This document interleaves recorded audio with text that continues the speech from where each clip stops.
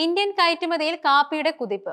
ഒരു വർഷത്തിനിടെ ഇന്ത്യൻ ചരക്ക് കയറ്റുമതിയിൽ ഏറ്റവും കൂടുതൽ വർധന രേഖപ്പെടുത്തിയത് കാപ്പിയിലാണ്.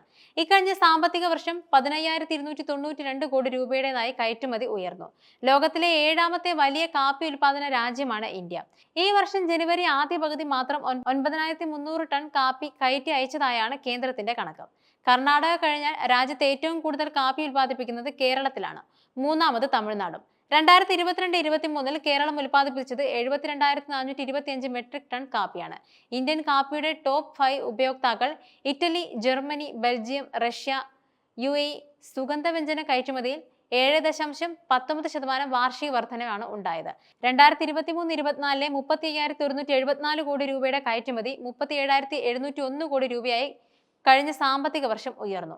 കാപ്പി കഴിഞ്ഞാൽ ഇലക്ട്രോണിക് ഉൽപ്പന്നങ്ങളിലാണ് കഴിഞ്ഞ വർഷം ഏറ്റവും വലിയ കുതിപ്പുണ്ടായത്, 35.67%.